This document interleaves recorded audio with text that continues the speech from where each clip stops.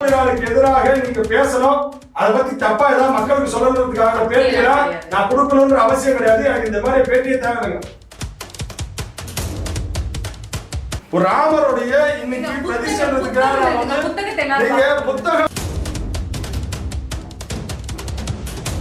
ராமர் கோயில் திறந்தாச்சு, உலக தேசமே கொண்டாடுது.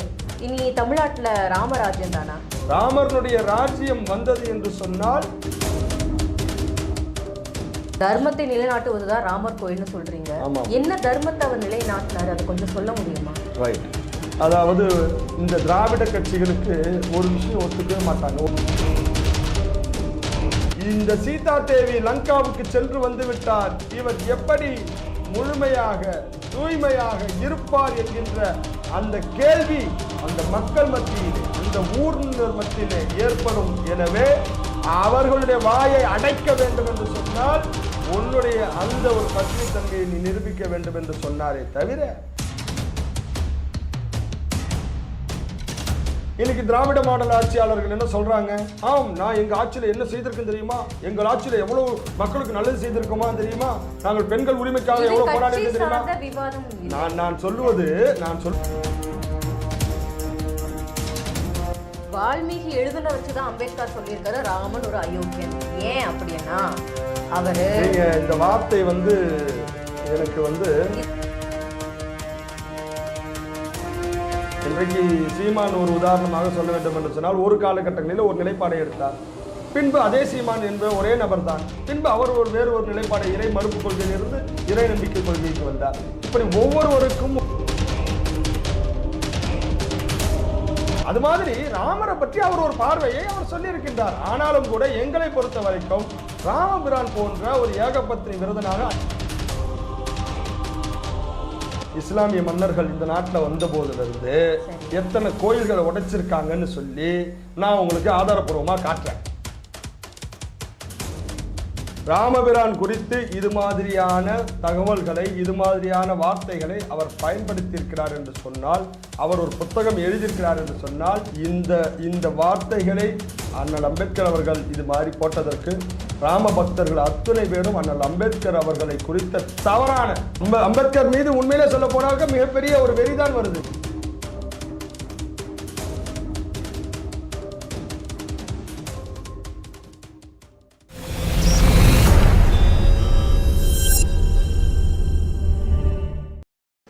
பிக் பேங் தமிழ், பிபிடி, பெருவெடிப்பு தமிழ், உலக தமிழர்களின் உயிர் துடிப்பு.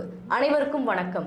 இன்றைய நிகழ்ச்சியில நம்மோடு இணைந்திருப்பவர் பாரத மாதா செந்தில் அவர்கள். அவரை நிகழ்ச்சிக்கு அன்போடு வரவேற்பது உங்கள் திருமதுரால். வணக்கம் சார். வணக்கம். தமிழ்நாட்டிலேயே சனாதன தர்ம கொள்கைகளை மக்களுக்கு தொடர்ந்து சொல்லிட்டு வர தைரியமுள்ள ஒரே ஆள் நீங்க மட்டும்தான். நீங்க ரொம்ப மகிழ்ச்சியா இருப்பீங்கன்னு நினைக்கிறேன். ஏன்னா உங்களுடைய நீண்ட நாள் கனவு திட்டம் பழிச்சிருச்சு. ராமர் கோயில் திறந்தாச்சு, உலக தேசமே கொண்டாடுது. இனி தமிழ்நாட்டுல ராமராஜ்யம் தானா? ராமருடைய ராஜ்யமானது எங்கெங்கெல்லாம் தர்மம் நிலைநாட்டப்படுகின்றதோ அங்கெல்லாம் ராமராஜ்யம் இருப்பதாகத்தான் ராம பக்தர்களாகிய நாங்கள் நம்பிக்கொண்டிருக்கின்றோம். தமிழகத்திலே ஒரு தர்மம் நிலைநாட்டப்பட வேண்டும் என்ற போராட்டத்தின் காரணமாகத்தான் அயோத்தி ராம ஜன்ம பூமிக்காக நாங்கள் தொடர்ந்து போராடினோம். அயோத்தியிலே ராம ஜன்ம பூமி, அங்கு ராமர் பிரதிஷ்டை செய்யப்பட்டிருப்பது என்பது ஏதோ இந்து இயக்கங்களுக்கு வெற்றி அல்லது எங்களுக்கு சந்தோஷம் என்பது அல்ல. நாங்கள் ஆரம்பிப்பதற்கு, எங்கள் அமைப்புகள் எல்லாம் இந்து இயக்கங்கள் RSS ஆரம்பிப்பதற்கு முன்பாக 496 ஆண்டுகளாக தொடர்ந்து அங்கு ராமர் கோயில் கட்டப்பட வேண்டும், ராமர் பிரதிஷ்டை செய்யப்பட வேண்டும் என்று சொல்லி ஆயிரக்கணக்கானோர் உயிர் தியாகம் செய்திருக்கின்றார்கள். லட்சக்கணக்கான பேர் போராடி இருக்கின்றார்கள்.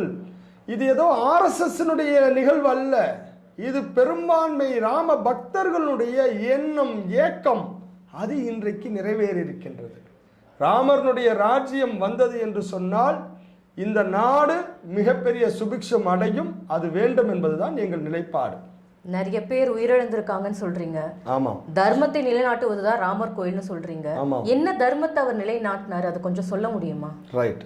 அதாவது இந்த திராவிட கட்சிகளுக்கு ஒரு விஷயம் ஒத்துக்கவே மாட்டாங்க. ஒருவனுக்கு ஒருத்தி என்கின்ற வாழ்க்கை இவர்களுக்கு ஒத்து வராது. ஆனால் ராமபிரான் ஒருவனுக்கு ஒருத்தி என்கின்ற அந்த வாழ்க்கை நெறிமுறைகளை இந்த மண்ணுக்கு, இந்த மக்களுக்கு இதுதான் ஒரு ஒழுக்கமான வாழ்க்கை என்கின்ற நெறியை வாழ்ந்து காட்டியவர் ராமபிரான். அதற்கு என்ன ஆதாரம்? அதற்கு என்ன ஆதாரம்? ராமாயணம் தான், வால்மீகி தான், கம்பர் தான், அவங்க எழுதியது தான் நம்ம படிக்கிறோம். அதுதான் ஆதாரம். அந்த ஆதாரத்தின் அடிப்படையில் தான் நான் இங்கு சொல்லுகின்றேன். அதே வால்மீகி அவர்கள் தான் சொல்லியிருக்காரு ராமரை பற்றி. வால்மீகியே கூட தன் ராமாயணத்தில் ராமன் அநேக மனைவியரை மணந்து கொண்டதை குறிப்பிடுகிறார் அப்படிங்கிறத வால்மீகி அவர்கள் ராமாயணத்துல சொல்லி அம்பேத்கர் தன் புத்தகத்தில் எழுதியிருக்கிறார். அது எப்படி உண்மையாகும்? ஏகம் அப்படின்னா என்னன்னா ஒண்ணுன்னு அர்த்தம். சரி, ஏக மனைவியை கல்யாணம் செய்திருக்காருன்னா ஏகப்பட்ட மனைவியை கல்யாணம் செய்திருக்கிறார் என்ற அர்த்தம் இல்லை. ஏகம் என்றால் ஒன்று, ஒரு மனைவி, ஒரு வில், ஒரு சொல், ஒரு இல் என்கின்ற வாழ்க்கை நெறிமுறையோடு வாழ்ந்தவர் தான் ராமபிரான். அதனால ராமபிரான் என்று சொன்னாலே அது ஒழுக்கமும், ராமபிரான் என்று சொன்னாலே ஏகபத்தினி விரதனும், அப்படிப்பட்ட வாழ்க்கை தான் ராமபிரானுடைய வாழ்க்கை. அப்படிதான் வாழ வேண்டும் என்று சொல்லி ராமாயணத்தை சொல்லக்கூடியவர்களும், ராமாயணத்தை யாரெல்லாம் ஏற்றுக்கொண்டு வாழ்ந்து கொண்டு நம்புகின்றார்களோ அதை பின்பற்ற வேண்டியவர்கள் ஏகபத்தினி விரதன் ராமன் நாமம் அப்படித்தான் இருக்க வேண்டும். இதை தான் நாங்கள் சொல்லிட்டு இருக்கிறோம். ஏகபத்தினி விரதனாக இருந்தாலுமே தன் கட்டின பொண்டாட்டியை சந்தேகப்பட்டவர் தானே. ராவணன் கடத்தி கொண்டு போய் திரும்ப கொண்டு விடும் பொழுது மக்களுக்கு முன்னாடி தீக்குளிக்க சொன்னாரு. சொல்லிட்டு என்ன சொல்றாரு அப்படின்னா, நான் வந்துட்டு உன்னை வந்து காப்பாத்துனது உண்மையில இருந்த பாசத்துக்காக, உனக்காக இல்லை, உன்னை பார்த்தாலே எரிச்சலா வருது. நான் என்னுடைய பெருமை நிரூபிக்கிறதுக்காக, மக்களுக்கு நிரூபிக்கிறதுக்காக தான் வந்து உன்னை வந்து காப்பாத்தி கூட்டிட்டு வந்தேன் அப்படின்னு அவரே சொன்னதா வால்மீகி அவர்கள் ராமாயணத்தில் குறிப்பிட்டு இருக்கிறார். அப்புறம் எப்படி அவர் ஒரு மனைவியை வந்துட்டு கட்டின புருஷன் சந்தோஷமா வச்சுக்கலையே, அப்புறம் என்ன குடும்பம் நடத்தி இருக்காருன்னு நினைக்கிறீங்க? அதாவது காட்டிற்கு வனவாசம் செல்லும் பொழுது ராமபிரானோடு ராமபிரான் செல்ல வேண்டும் என்பதுதான் அவருடைய தந்தையாரனுடைய கட்டளை. அதற்காக செல்கின்றார். சீதாதேவி செல்ல வேண்டும் என்று சொல்லி கட்டாயமோ அல்லது எந்த விதமான நிர்பந்தமும் இல்லாத போது சீதாதேவி ராமரை நம்பி ராமருடன் தான் நான் செல்வேன் என்று சொல்லி சென்றார். அதற்கு பின்பு லட்சுமணன் ஒரு தம்பி போக வேண்டும் என்கின்ற அவசியம் இல்லை. அவர் சென்று விட்டால் அவர் இங்கு இருந்திருக்கலாம், அவரும் அந்த ராஜ்ய சபையிலே அவரும் பங்கெடுக்க முடியும். ஆனாலும் கூட தன்னுடைய அண்ணன் ராமன் எங்கு இருக்கின்றாரோ அதுதான் நமக்கு அயோத்தி என்று சொல்லி லட்சுமணனும் கூட சென்றார். இப்படி சீதாதேவி எந்த அளவிற்கு ராமபிரானோடு ரொம்பவும் பாசமாகவும் பக்தியாகவும் இருந்தார்கள் என்று சொன்னால் உடன் சென்றிருப்பார்கள். அப்படி அவர்களுக்குள் பக்தியும் அவர்களுக்குள் இணக்கமும் இருந்தது. ஒன்று, நீங்கள் சொல்வது லங்காவிலிருந்து சீதாதேவியை மீட்டு கொண்டு வந்த பிறகு அவர் மீது சந்தேகப்பட்டு தீயிலே இறங்க சொன்னார் என்பதுதான் உங்களுடைய இந்த குற்றச்சாட்டு. அது எதற்காக நடந்தது என்று சொன்னால், இந்த ஊர் உலகத்தினுடைய அந்த பேச்சு, இந்த சீதாதேவி லங்காவுக்கு சென்று வந்து விட்டார், இவர் எப்படி முழுமையாக தூய்மையாக இருப்பார் என்கின்ற அந்த கேள்வி அந்த மக்கள் மத்தியிலே, அந்த ஊரினர் மத்தியிலே ஏற்படும். எனவே அவர்களுடைய வாயை அடைக்க வேண்டும் என்று சொன்னால் உன்னுடைய அந்த ஒரு பத்தினி தன்மையை நீ நிரூபிக்க வேண்டும் என்று சொன்னாரே தவிர ராமருக்காக நிரூபிக்க சொன்னார் என்று சொல்லி அதை அப்படியே மாற்றி தெரிவிப்பது என்பது இது இயல்புதான். இப்படிதான் திருச்சி சொல்லுவீங்களா? இல்ல, அப்படி பார்த்தா நம்ம சீதா தேவியை தான் கடவுளா கும்பிடும். ஏன்னா ராமர் மேல வச்ச பாசத்தினால அவர் வனவாசம் சென்றாங்க. ஊர் மக்களுக்கு இவர் எதுக்கு நிரூபிக்கணும்? தன் மனைவி மீது தனக்கு நம்பிக்கை வேணும். ஊர் மக்கள் 1000 சொன்னாலும் தன் மனைவி கற்புடையவள் நல்லவள்னு இவர் நிரூபிக்கணும். அதுக்காக போய் தீக்குளிக்க சொல்றது அப்படிங்கிறது மிக தவறான செயல். அது வந்து ஒரு பொண்டாட்டின்னு பார்க்காம பாசம் இல்லாத செயல். இங்க ராமர் வந்து ஏகபத்னி விரதன், ஒரு நல்ல காதல் கொண்டவர்னு சொல்ல முடியும். அதாவது ஏகபத்னி விரதன் என்பதிலே எந்த விதமான மாற்று கருத்தும் யாருக்கும் இல்லை. அவர் அப்படித்தான் வாழ்ந்தார், அப்படிதான் வரலாறு. ஆனால் நீங்கள் சொல்லுவது ஏன் வந்து சீதாதேவியை வந்து நீர்ல வந்து நெருப்புல வந்து இறங்க சொல்லணும் அப்படின்னு நீங்க கேட்குறீங்களே, அதை தான் நான் சொல்லுகின்றேன். அவர் மக்களுக்கு புரிய வைப்பதற்காக அவர் செய்த வேலையை தவிர அவர் எந்த இடத்திலும் சீதாதேவியை சந்தேகப்படவில்லை. இதுதான் வரலாறு. நான் சொல்றேன் கேளுங்க. அவர் சொல்லியிருக்காரு, ராமன் சொல்லியிருக்காரு, உன்னை சிறைப்பிடித்ததென் அந்த எதிரியை கடும் பொருள் தோற்கடித்து பயணப்பரிசாய் உன்னை மீட்டு வந்துள்ளேன். என் எதிரியை வீழ்த்தி தன் மதிப்பை காப்பாற்றினேன். அவரோட மதிப்பை காப்பாத்திருக்காரு. என் போர் திறத்தை மக்கள் கண்டு மெச்சினர். அவரை பாராட்டணும்னு சொல்லிட்டு போர் பண்ணியிருக்காரு. என்னுடைய உழைப்பு பயனளித்திருப்பது எனக்கு பெருமகிழ்ச்சி அடைகிறது. அவருடைய உழைப்பை எல்லாரும் போட்டிட்டாங்களாம். ராவணனை கொண்டரிடமும் அவனால் ஏற்பட்ட அவமானத்தை துடைத்திடவும் தான் நான் இங்கு வந்தேன் ஒழிய உனக்காக நான் பெருந்தொல்லையை மேற்கொள்ளவில்லை. நான் உனக்காக பண்ணல, என்னோட பெருமைக்காக பண்ணிக்கிட்டேன் அப்படின்றாரு. இது என்னது? என்ன ஏகபத்னி விரதன்? என்ன இவரு? அதாவது ராமர் ஏகபத்னி விரதன் வேகபத்னி திரும்பவும் நீங்க அந்த கேள்வி கேட்கறீங்க. இந்த இடத்துல ஒரு பொண்டாட்டியை கட்டிக்கிட்டு வச்சா போதுமா, இல்ல அந்த பொண்டாட்டியை சந்தோஷமா கூட குடும்பம் நடத்துறது ஒரு புருஷோட கடமை இல்லையா? ராமபிரான் மிக மகிழ்ச்சியாகவும் மிக சந்தோஷமாகவும் சீதா தேவியோடு வாழ்ந்து அங்கிருந்து மீட்டு கொண்டு வந்து ராமர் பட்டாபிஷேகம் நடைபெற்றது. அவர் மிகப்பெரிய மகிழ்ச்சியோடு தான் சீதா தேவியோடு வாழ்ந்தார். அந்த வாழ்ந்த அந்த சில விஷயங்களை சில நிகழ்வுகளை நீங்கள் திரித்து பேச பார்க்குறீங்க.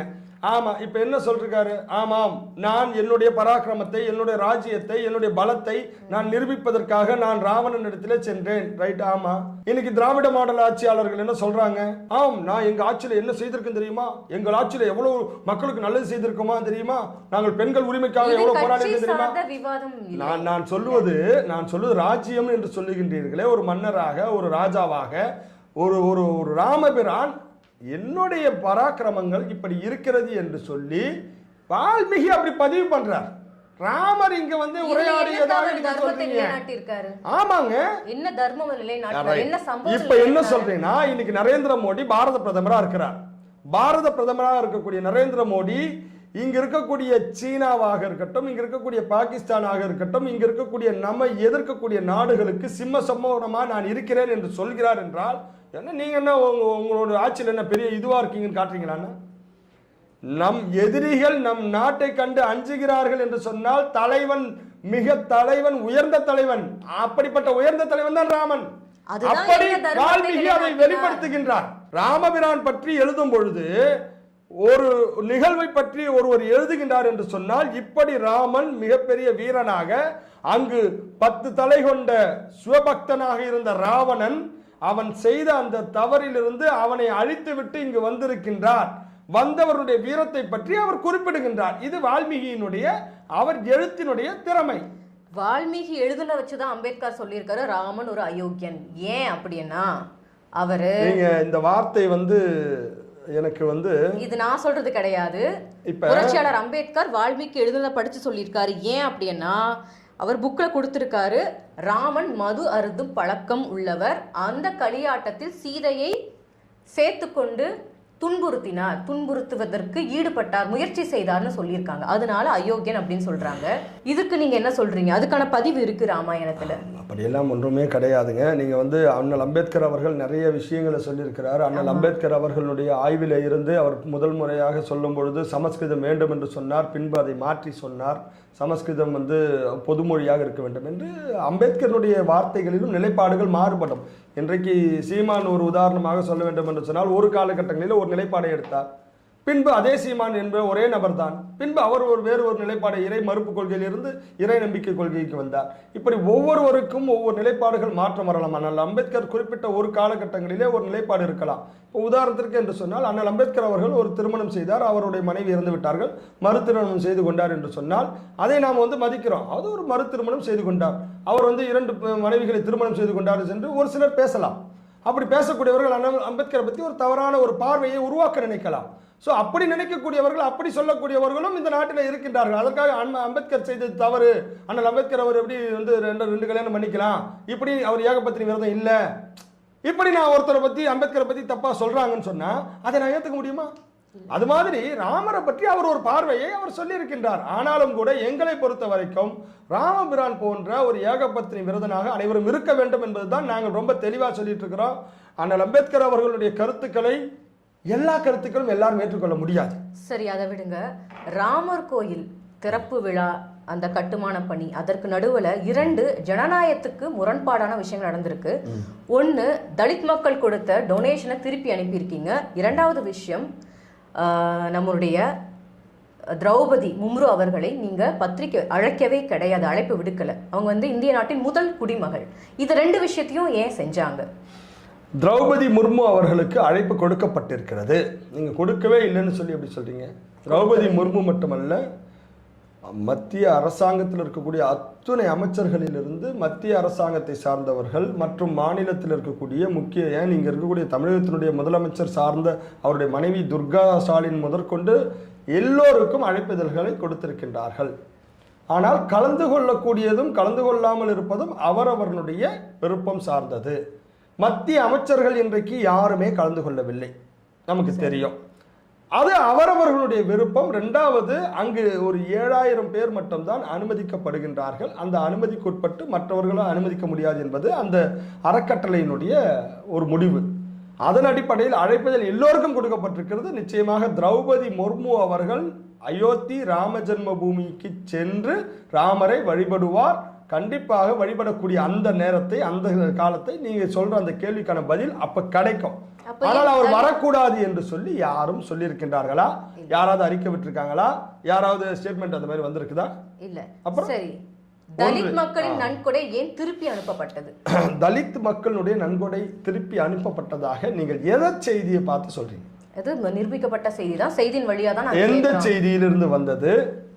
ஒன்று, இந்த ராம ஜென்மபூமி அறக்கட்டளையின் சார்பிலே ஏதேனும் மறுக்கப்பட்டிருக்கிறதாக அறிக்கை விட்டிருக்கின்றார்களா? ஒன்று. இரண்டாவது, எப்படி திருப்பி அனுப்புவாங்க காசை? இல்ல, நீங்க ஒரு process இருக்கு, அத பண்ணுவாங்க. நீங்க எதுக்கு எடுத்தாலும் செய்தி இருக்கிறதான்னு கேக்குறீங்க. அப்ப ராமன் கடவுளுங்கிறதுக்காக என்ன செய்தி இருக்குங்கிறது நாங்களும் கேட்கலாம். இறை நம்பிக்கை என்பது வேறு, இப்பொழுது நடந்து கொண்டிருக்கக்கூடிய நிகழ்வுக்கான ஆதாரங்களை கேட்பது என்பது வேறு. இறை நம்பிக்கை என்பது, இப்ப ஈவேரா இருந்தாரு, இவ்வளவு செஞ்சாருன்னு புத்தகம் எழுதியிருக்காங்க. ஈவேரா அவ்வளவோ நல்லது செஞ்சாரு, அவ்வளோ பெண்ணுரிமைக்காக போராடினாருன்னு சொல்லி இன்னைக்கு மக்களை ஏமாத்திட்டு இருக்கிறாங்க. ரைட், அதெல்லாம் இன்னைக்கு வந்து திமுக காரங்க திக காரங்களாம் ஏத்துட்டு இருக்கிறாங்க. அது நடந்ததுக்கான ஆதாரங்கள் என்ன இருக்குன்னு சொன்னா எழுதி தான் வச்சிருக்காங்க. அதனால இப்ப நான் கேட்கறது என்னன்னா, இப்ப ராமஜென்ம பூமி அறக்கட்டளை தலித்தினுடைய பணத்தை நாங்கள் திருப்பி அனுப்புவோம் அப்படின்னு அறிக்கை விட்டுருக்காங்களா? ஒன்று. இரண்டாவது, அப்படி அனுப்பினார்கள் என்று சொன்னால் தலித்தினுடைய பணம்னு எப்படி அதில் எழுதியிருந்ததா? இல்ல தலித், நான் வந்து தலித் நான் பணம் கொடுக்கிறேன், அது அனுப்பப்பட்டிருக்கிறது, திருப்பி அனுப்பப்பட்டிருக்கிறது. ரைட். அந்த மாதிரி என்ன அமைப்பு? அந்த மாதிரி அமைப்பு எப்படி அனுப்பினார்கள்? அவர்கள் வந்து காசோலை அனுப்பினாங்களா? நீங்க ராமர் உண்மையிலேயே வாழ்ந்தாரா? அவர் நிஜமாவே தர்மத்தை நிலைநாட்டினாரா? அதுக்குங்கற கொண்டு வாங்க. ராமர் நிலைநாட்டப்பட்டார் போயினா வால்மீகி எழுதுது. ராமரை நான் நம்புறேன், ராமரை நீங்க நம்பலன்னா நம்பாம போங்க. இந்த செய்தி நடந்து என் நம்பிக்கையை வந்து நீங்க கேலி பேசுறதுக்கோ என் நம்பிக்கையை பத்தி வந்து கேள்விகள் கேட்கறதுன்றத வந்து சரியானதா இருக்காது. நீங்க வந்து இது இறை நம்பிக்கை. இயேசு பிறந்தாரு, இயேசு கடல்ல நடந்தாருன்னு சொல்லி பைபிள் சொல்லுது. இயேசு எப்படி நடந்தாருன்னு சொல்லி நீங்க ஏதாவது கேள்வி கேட்க முடியுமா?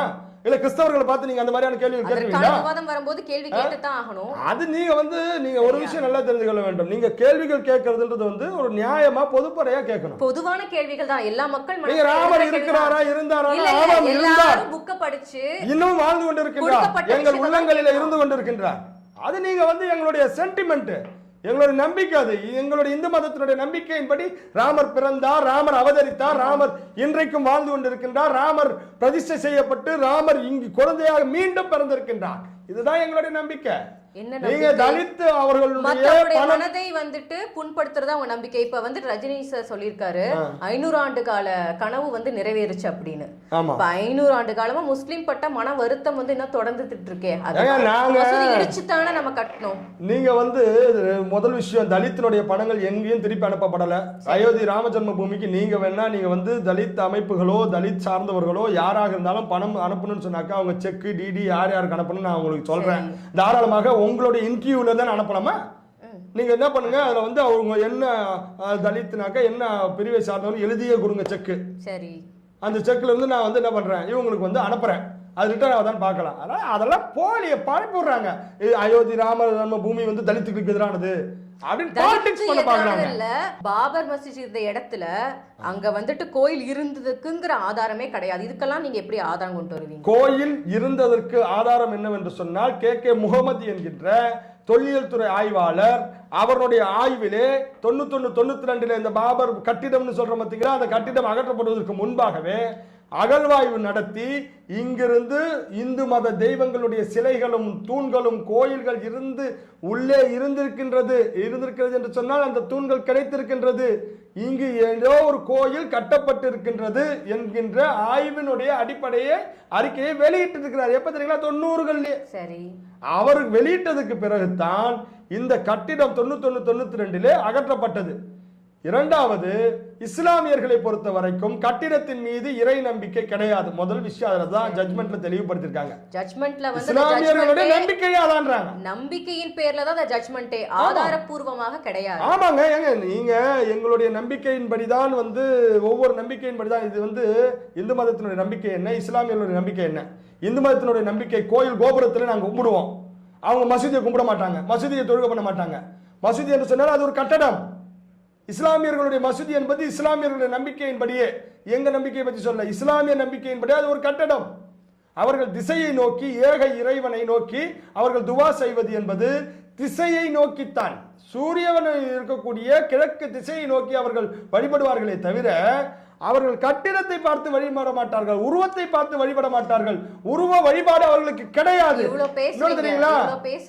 சிற்கு ஒழிப்புன்னு சொல்லுவாங்க. என்ன தெரியுங்களா சிற்கு ஒழிப்புனா? சொல்லுங்க. கட்டிடம் இருக்கு பார்த்தீங்களா, இந்த சமாதி கட்டுறாங்கல்ல, அதை உடைக்கணும்ன்றாங்க. அப்புறம் அவங்க அந்த கோபுரத்தை பார்த்து அவங்க கூப்பிட போறாங்க. எனவே இஸ்லாமியர்களுடைய நம்பிக்கையின்படி அந்த கட்டிடம் அங்கு இல்லாமல் வேறு இடத்தில் கட்டினாலும் அவர்களுடைய நம்பிக்கை எந்த விதத்திலும் எங்கேயும் அதுல டேமேஜ் ஆகாது. ஆனால் இந்துக்களுடைய நம்பிக்கை என்பது, கோயிலை கட்டி பாபர் மசூத் கட்டினது தானே நீங்க வந்துட்டு இறை நம்பிக்கை வந்து டேமேஜ் ஆகுன்னு திருப்பி கட்டியிருக்கீங்க. ஆமாம், அவங்களுக்கு ஒரு நியாயம், உங்களுக்கு ஒரு நியாயம். இந்துக்களுடைய நம்பிக்கை என்பது நிலத்தின் மீது, கோயிலின் மீது, கோயில் கோபுரத்தின் மீது, கோயிலிலே சுவாமி பிரதிஷ்டை செய்யப்பட்டு சுவாமி இங்க இருக்கின்றார் என்பது நம்பிக்கை யாருக்கு இருக்குன்னா இந்துக்களுக்கு இருக்கு. அப்ப முஸ்லிம்க்கு ஒரு நம்பிக்கை, முஸ்லிம்களுக்கு அந்த நம்பிக்கை இல்லை. மசூதி இருந்த அது இஸ்லாமியர்களுடைய நம்பிக்கைங்க. அதை நீங்க ஏங்க நம்ப அப்ப உங்க நம்பிக்கையை மதிக்கணும், அவங்க நம்பிக்கையை நம்மளும் மதிக்கணும். அததான் நான் சொல்றேன். அவர்களுக்கு அவர்களுடைய நம்பிக்கைக்கு எந்த பிரச்சனையும் இல்லைங்க. என்ன இல்ல? இஸ்லாமியர்கள் நம்பிக்கைக்கு இஸ்லாமியர் யாரும் மசூதி என்கின்ற அந்த மசூதி மீது நம்பிக்கை கிடையாது. வருத்தங்கள் எல்லாருக்கும் எங்களுக்கு இருக்குங்க. ஏன்னா இந்த பூமியிலே இங்க இருக்கக்கூடிய மதுரை மீனாட்சி அம்மன் கோயில்ல போனாக்க மாலிகாப்பூர் சுவாமி சிலைகளை உடைச்சிருக்கான். எங்களுக்கு இருக்குங்க. இன்னும் 3000 கோயில்கள் இந்த மண்ணிலே இஸ்லாமிய அந்த மன்னர்களால் உடைக்கப்பட்டிருக்கிறதுங்க. ஆமாம், ஸ்ரீரங்கம் ரங்கநாதர் கோயிலிலே சுவாமியை தூக்கிட்டு ஓடின வரலாறு இந்துக்களுக்கு இருக்குங்க. இந்துக்கள் இன்னும் துடிச்சிட்டு இருக்கோம் நாங்க. ஏன் தெரியுங்களா? இப்படி முகலாயர்கள் இடத்திலிருந்து அது பக்தியா தெரியாது. அதுதான் நாங்க கேட்கிறோம். ஏன் தெரியுங்களா? எங்களை ஏண்டா அடிக்கிறன்னு கேள்வி கேட்டா பக்தி அது உங்களுக்கு வந்து கேட்க கூடாதுங்க. இணைப்போடு இருப்பது, விட்டு கொடுப்பது, எல்லாம் இணக்கமா போகுது, அதுதான் அன்பு பக்தி. எல்லாம் அதெல்லாம் விட்டு கொடுத்துட்டங்க. ஆனா விட்டு கொடுக்கறோங்கிறதுனால நீ தட்டி எடுத்துக்கிட்டே இருக்கீங்க. கோயில்கள் இன்னைக்கு இத்தனை கோயில்களை வந்து சின்ன பின்ன படுத்திருக்காங்க. சரிங்க, இப்ப நாங்க வந்து இந்த மாதிரி பண்ணிட்டோம்னு சொல்றீங்கல்ல. சோமநாதர் ஆலயம் இடிக்கப்பட்டது என்ன வரலாறு? சோமநாதர் ஆலயத்தை கட்டியவர் என்பவர் காங்கிரஸ் கட்சியை சார்ந்த முதல் இந்த நாட்டினுடைய உள்துறை அமைச்சராக இருந்தால் சர்தார் வல்லபாய் பட்டேல் தான் கட்டினார் சோமநாதர் ஆலயத்தை, டெம்பிள. அதை இடிச்சது யாருங்க? யார் இடிச்சா? ஏன் கட்டினார் அவரு? அப்ப இடிக்கப்பட்டது என்பது இஸ்லாமிய மன்னர்களுடைய கொடுமை. படையை எடுத்து அந்த நாட்டை அந்த மக்களை காக்க வேண்டும். படையெடுத்து சிதைந்த ஒரு கோயிலை திரும்ப கட்டுறது வேற விஷயம், ஒரு கோயிலை இடிச்சு கட்டுறது வேற விஷயம். ரொம்ப எப்படி டாக்டிஸா சிதைந்ததுங்க கிடையாதுங்க. இதுதான் உண்மை. யார் சிதைத்தது? சிதைத்தவன் யார்? சிதைத்த கொடூரன் யார்? அவன் தான் இஸ்லாமிய கொடூரன். அந்த பாபர் போன்ற, இதே மாலிகாப்பூர் போன்ற, ஹுமாயூன் போன்றவர்கள் எல்லாம் இந்த மண்ணின் அடையாளத்தை உடைத்தார்கள். தமிழ்நாட்டு மன்னர்களுக்கும் படையெடுப்பது, போரில் வெல்வதுங்கிறது இருந்தது. எந்த மசூதிகளை எந்த நாட்டுல சென்று இஸ்லாமியர்களுடைய வழிபாட்டு தலங்களை இந்து மன்னர்கள் உடைத்திருக்கின்றார்கள், சேதப்படுத்தியிருக்கின்றார்கள். ஏங்க இந்த நாட்டினுடைய போர் முறை எப்படி இருக்கு தெரியுங்களா? வயதானவர்கள், மாதமாக இருக்கக்கூடிய பெண்மணிகளிடத்திலே போர் செய்யக்கூடாது. பசுக்கள், கன்றுகள் போர் செய்யக்கூடாது. அவர்கள் இருந்தார்கள் என்று சொன்னால் அவர்களை எல்லாம் அனுப்பிவிட்டு தான் போர் செய்ய வேண்டும். நான் சொல்றேன், அதுதான் சொல்றேன் நானு. இப்படித்தான் இந்து மன்னர்கள் போர் நெறிமுறைகளை, நீதியை நிலைநாட்டினார்கள். இது எதுவுமே இல்லாம இந்துக்களுடைய நம்பிக்கைகளை உதைத்த வரலாறு தான் இந்த முகலாயர்களுடைய வரலாறு. சரி, நீதிநெறிகளை பத்தி பேசுறீங்க. ராமர் கோயில் திறப்பு பாத்தீங்கன்னா ஆகம விதிகளின் எதிராக மோடி வந்து கோயிலை திறக்கவே கூடாது. சங்கராச்சாரியார்கள் வந்து எதிர்ப்பு தெரிவிச்சிருக்காங்க. அவங்களுக்கு ஒரு நம்பிக்கை சென்டிமெண்ட் இருக்கு, அவங்களுக்கு ஒரு நீதி நீர் இருக்கு. அதை உடச்சி இவர் திறக்கிறாரு, அது சரியான அது விஷயம். காங்கிரஸ் கட்சிக்கு 4 சங்கராச்சாரியார் வேணுங்க. காங்கிரஸ் கட்சி இந்த மாதிரி தான் 4 சங்கராச்சாரியார் வச்சு தூண்டி விடுங்க. காங்கிரஸ் கட்சி தாங்க. ஆமாங்க. இப்ப பிஜேபி நீங்க திராவிடர் கோயிலை வச்சு அரசியல் பண்ணுதுன்னு நீங்க எப்படி சொல்றீங்க? திராவிடர் கழகம் காங்கிரஸ் பத்தி பேசுறீங்க. அப்ப பிஜேபி வந்து ஓட்டுக்காக தானே ராமர் கோயில் திறந்திருக்காங்கன்னு சொல்றதுல என்ன தப்பு இருக்கு? பாரதிய ஜனதா கட்சி ஓட்டு வேண்டும் என்று சொல்லி ராமர் கோயில் கட்ட வேண்டிய அவசியம் இல்லை. ஆனால் ராமர் கோயில் கட்ட வேண்டும் என்று தீர்மானம் போட்டோம் பாஜக தான். தீர்மானம் 89 போட்டோம். 89 போட்ட தீர்மானத்தை இன்னைக்கு நிறைவேற்றிருக்கோம்.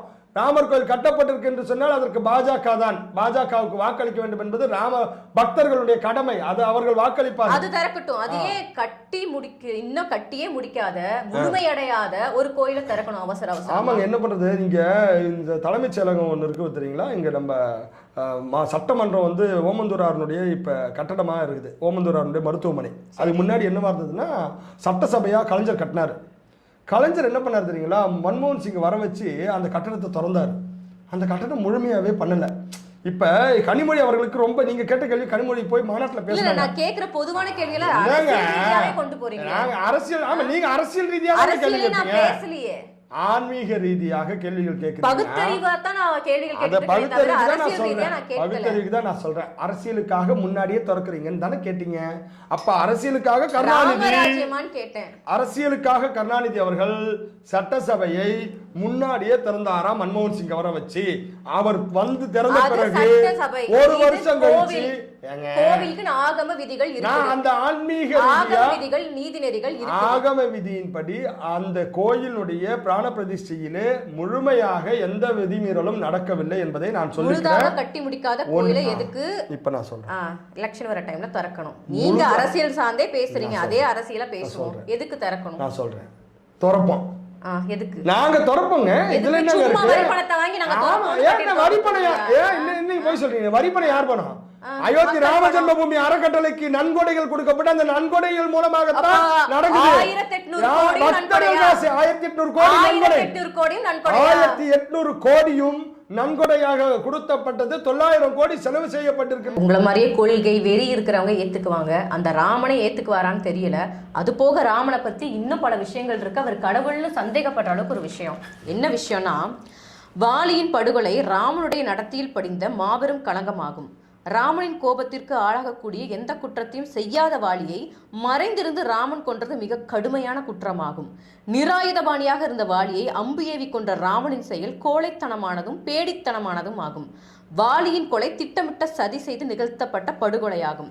இப்படி கோழைத்தனமாக படுகொலை செய்த ஒருத்தர் எப்படி கடவுளாக முடியும்? அவர் ஒரு பாவி. அவரை கடவுளா நீங்க கும்பிடுறீங்களே.